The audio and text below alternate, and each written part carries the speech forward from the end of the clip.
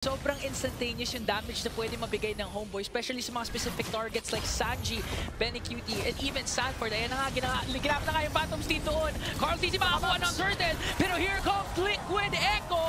JP pa nga nakakakuha ng kills. 3 kills na para kay Daddy JP.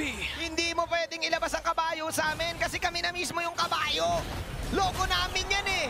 At si Sanford pa makakakuha ng kill. Nag-cheer ngayon ang mga Pinoy, ang ating mga kabayan dito sa Amazon Arena for 1. Cavalry looking good ngayon.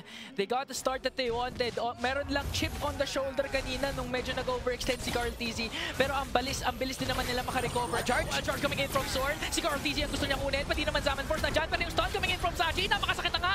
CarlTZ pulado. Pero sa BennyQt nakapag-free hit ngayon. CarlTZ tutumba. Homeboys out tayo dahil nakuha natin ang gusto natin. Ito lang ang gusto ng Homeboys. Kailangan pa rin respetuhin dito yung pick-up capability na meron, yung damage capability na meron ng Homeboys. Siguro yun nga yung sagot. Daanin mo sa mabilisan kung dadaanin tayo sa map presence, lalong-lalo na ni JP. Yung chip kasi, alam ko nagiging kampi mo rin yan, Ingan. Ito yung chip na nantatawag ng tropa. Basta deactivate na yung tawag tropa, yun yung wala nang paapaalam. Yun yung mga tropa na G agad.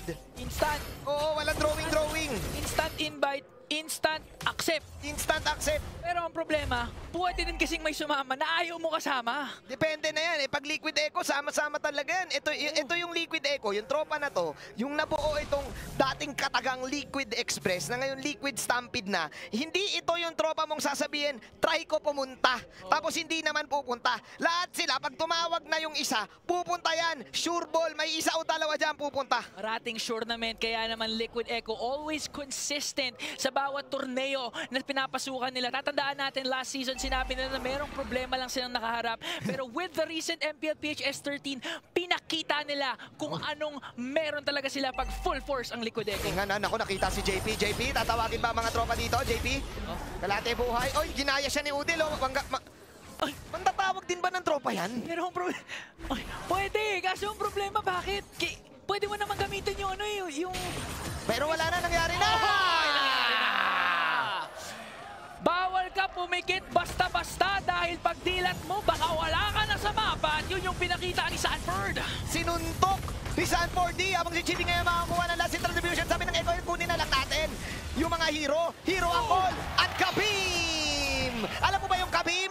Nabitin na Kaboom! Kabim! Sanji with the last hit at si BennyQt makakuha pa ng kill! Sunod rin dito ngayon si Net, yung combo combination from Sanford. Kapadash out ngayon si Net, pero sinasalubong ni CarlTZ. Tayo naman yung laser! Boom! Boom! Kabim! Liquid Echo! 8-2 ngayon. 2-0 and 5 kay Sanji. Mukhang may bagong hero to si Sanji. Dati kasi mahilig mag-Novaria yan. Sabi niya, nabibitin na ako sa range ng Star Shatter ng Novaria. Kulang. Gusto ko. Buong mapa na. Yun ang nangyari at nakita natin yung di ba? Ang bilis naman ng cooldown nun. Oo, sobrang bilis kasi nga tumatama yung mga combinations. Bawat kasi ng first skill, second skill, parating merong nasa stun, parating merong nasa slow. And Sanji, talagang accurate yung mga niya eh. Ibig sabihin ba nun, Ingan, may reset cooldown? Oo, bumababa siya ba? Nakalimutan ko ba ilang seconds? Basta parang 30 yata, malaki. Kaya sinasabi nilang spammable ngayon. Etong ulti ni Sanji na Dawning Light and at the same time, crucial pickup for BennyQt here. Ibig sabihin, matapang yung feeling ni BennyQt ngayon. Kumuha siya ng Sky Piercer with this Roger. Oh, ganun. Tsaka actually, matagal niya rin, kumbaga, nung nagkaroon na ng bagong item, yan na yung Prayo build. BennyQt, tinawag na ang tropa. Anong try ko? Punta talaga! Ay! Tinamaan na naman ang mga pupunan ng Homeboys!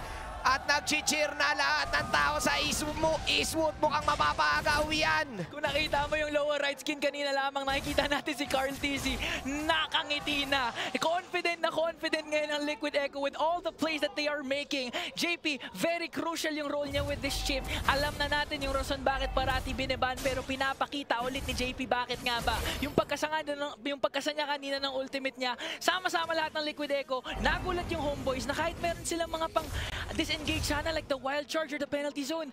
Ginamit nila pero wa-effect sa Liquid Echo. Katon HD.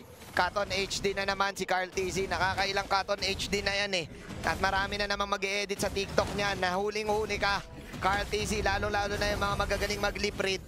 Pero alam na ni Carlito yan. Alam mo naman si Carlito pag na-bad beats na eh, di ba? Sabi nga nila, natalo kayo sa CFU. Oo nga, natalo nga sila sa CFU eh. Eh ngayon, nananalo sila dito sa MSC. Ito naman kasi talaga yung priority nila ngayon. Katulad ng priority nila magpatay kay Nets. Kapwa Pilipino, man down for Homeboys. And now si Zorn, iniipit ngayon ng Liquid Echo. Nako. They need to go. Pero tignan mo yun, no? TP out lang naman. Etong si ano? Yung nagkaiwanan, Iniwan si Sanji. Sanji! Napaisip si Sanford. Tulungan ko ba? Iniwan na si Sanji. Kanina magkasama lang sa breakfast yan, pero kasama pala sa plano. May mga naiwan pa rin naman dito. Kapal, ni Udel, akala ko talaga hindi nababalikan ng Liquid Echo. Pero yung pala yung psycho play na ginagawa ng Cavalry ngayon. Good heads up play for them. 26k laban sa 20k lead ng Aray. Homeboys ngayon. So clearly dominating, and again, 2 turtles na ang nakuha ng Liquid Echo, and in 55 seconds, dito na natin makikita yung talagang Laban. strength ng Echo, yung talagang laban. Kasi alam natin, they've been using the Lord always as a trap. Alam mo naman, Ingan, kapag i-explain ko sa'yo dito, yung mga galawan ng Echo na madalas na natin napapanood, minsan yung First Lord na yan, minsan pang bait lang nila yan. Tama yung sinabi mo, Ingan. Ayos ba yun? Tama. Ako na si Mr. Analyst eh. Tama. Kumbaga, ang gagawin lang nila dito sa 30 seconds na to, kunyari maglo-lord sila, ang tawag dyan fake lord. Fake Tapos lord. ang gagawin nila dyan, maghihiro sila. Tama. So kumbaga yung call, kahit natin yung Lord, kunyari, inaano lang natin yan. Inaano lang. Inaano lang. Basta chinachane. Basta chinachane. Tapos pag merong nag-overextend sa kalaban, hero. Yun ang magiging call. Ganun yung call, ganun yung 3 beses uulitin. Kailangan kasi 3 yung target nila eh. Oh, hero, magaganon. Si Chibi tsaka si Udel yung target. Ayun nga, yung mga malalambochi. Ay, pero si San 40, mahuli! San 40, grabe, ang dami pinindot ni San 40! Pero wala na siya ng dash dito, tignan natin, tinawag yung tropa! Dahil po yung Liquid Echo, pumasok na nga si Udel ang unang tutumba. Nets, wala ka na rin mapupuntahan ngayon dahil si Sepat, Chibi, store na lamang ang natitira. Chibi lumalayo ngayon, Sepat pati na rin, pero Lokon very cutie, kumakalmot, hinahabol naman talaga lahat. Pero parang tutumba siya sa kamay, doon ni Chibi. Pero pagkaganti naman siya dito ng Liquid Echo, Sanji, mahabol ba nila remaining members ng Homeboys? Hindi na, pero sila ngayon ang makakakuha ng kalamangan. Hindi tumama yung Kamehameha, 15-6. May Lord na nga. Nahuli kasi si San 40 doon. Napakagandang rotation na nagmumula sa Homeboys. Alam ng Homeboys na ang gagawin ni San 40 doon sa bandang kabila, mag-clear wave. Kaya napanood na ni Nets yan. Sabi ni Nets, marami na akong napanood ng mga buds eh. Nanonood ako ng stream nyo eh. Lalo na si Coach Jeff. Lagi nanonood ng mga content yan. Email sabi niya, mag-clear to. Kaya ang gagawin natin, babanatan natin dito para hindi sila makapagsimula ng Lord. Ang problema lang, na-counterbanat sila ng Liquid Echo. Kasi yung epekto ni JP with the chip, again, perfect sana talaga yung play na ginawa ng Homeboys pag walang global presence sana yung Liquid Echo. Oo nga. Kaso ang problema, the shortcut is there. Ay, oo nga. May shortcut. Mayroon kasing yung Y-Walk, ultimate. Si Kuya JP. Si JP na naman ang may kasalanan. Hindi tuloy nangyari yung plano ng Homeboys. Si Udil meron din siyang ulti dito ng isang chip. Pwede gamitin, pwede mang psycho dito ng Homeboys habang hinahawakan ngayon ng ni Carl TZ ang unang Lord Ito pa naman, lang to, diba? ito, tama ba tayo dito? Ingan, mag-hero. Pero kasi pag makukuha na yung Lord na to ata eh. Pero parang hero muna dahil si Sanford umaakit. Hero nga! Pero ang gusto nila kunin dito, Phantom Seed, ginamit na nga Sanji, pati na rin Dawning Light, Sword, na-stun doon si Carl TZ, sino ang papagdain niya? Binabangga yun ngayon si Nets. For targeting for Liquid Echo, pero nakabawi. Zaman Force na doon, Carl TZ gonna fall down. Pero here comes Liquid Echo, very cutie, kinakalmot na kaya ba to?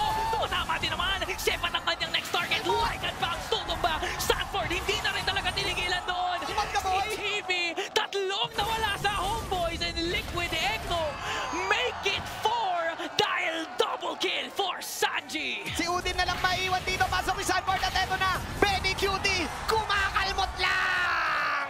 5 kamote! Saan ka makakakita ng kabayong kumakalmot? Ganyan kalakas yung Cavalry ngayon. Hindi na nga nila kinakailangan si Cortese para makuha yung Lord dahil 5 kamote nga yung Homeboys.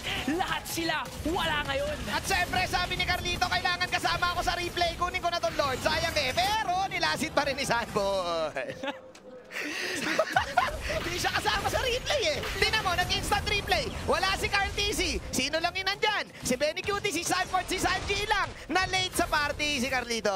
Sa party, sana man lang Sanford binigay mo na kay Carl TC para pagdating sa mga stats, isa si Carl TC sa mga nakakasecure talaga ng ng Lord of the Lord, sayang naman, 40. Sayang, isang point din yun. 40, di mo naman sinama sa replay. Alam mo naman pa yung mga writer natin, pag nagsusulat niyan, si Carl TC binibida eh.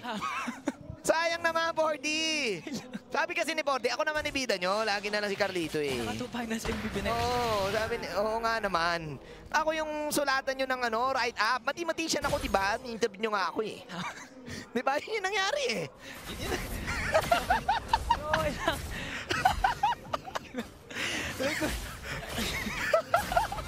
Kasi in-interview naman talaga si 40, di ba? Oh, ito Sabi na. niya, I'm best in math. I'm the mathematician. Calculated kasi bawat galaw, yung mga angulo ng kanyang pakito. Oo. Pero ito may angulo din na hinahanap si Sword. Maganda yung pwesto niya. Nakita natin to kanina with the show.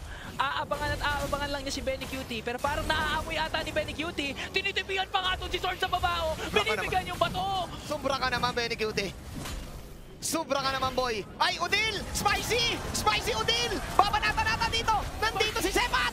Sanford, hinabol nga doon. All the way to the backline si Udil. At ngayon napapaligiran ng homeboys kaya ng Liquid Echo. Puso na rin nila doon si Sepat. 2 members down. Wala na silang Lord. Pero ang problema, homeboys, 3 na lamang silang natitira. Alam mo, hindi na kasi matchir ni Mima yung ko. Kasi rebranded na eh. Kung mga liquid. Kaso ipapaalam pa kasi nila yun sa mga bossing. Kaya let's go Liquid. Ang sigaw ngayon ng mga taga-Eastwood at buong Pilipinas. Kasi nga babasagin na nila yung baba. Let's go, Liquid! Let's go! Kinakailangan pa nga ng approval pero isang sigurado ngayon, Liquid Echo.